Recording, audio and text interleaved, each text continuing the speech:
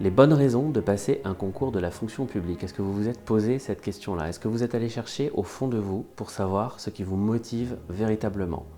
Je dégagerai 3 bonnes raisons pour ma part. Essayez d'y réfléchir. La première raison, c'est que lorsque vous passez un concours de la fonction publique, vous vous positionnez sur peut-être plusieurs ministères, ou alors un ministère que vous avez choisi. Plusieurs ministères si c'est un concours mutualisé.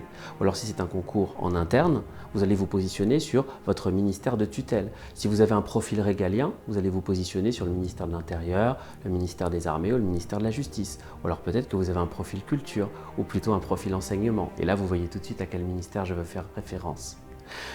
La deuxième raison de passer un concours de la fonction publique, c'est la mobilité fonctionnelle et professionnelle qu'offre la fonction publique aujourd'hui. À l'intérieur de la fonction publique, que vous soyez contractuel ou que vous soyez fonctionnaire, vous pouvez passer des concours en interne pour progresser progressivement et arriver à des postes qui vous offrent véritablement de la responsabilité. Encadrer une équipe, piloter un projet, diriger un service. La troisième raison pour passer un concours de la fonction publique, c'est vous challenger. Où est-ce que vous en êtes aujourd'hui et qu'est-ce que vous êtes capable de faire? Comment vous vous projetez d'ici 2, 5 à 10 ans? Le fait qu'il existe des grades dans la fonction publique, des catégories et des grades intermédiaires vous permet de vous projeter tranquillement et progressivement en montant les escaliers de la méritocratie républicaine.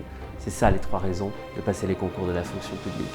Vous voulez mettre en pratique ces 3 bonnes raisons de réussir dans la fonction publique? Je vous propose un accompagnement personnalisé ou alors de choisir l'une des 3 formules, écrite, dossier ou orale.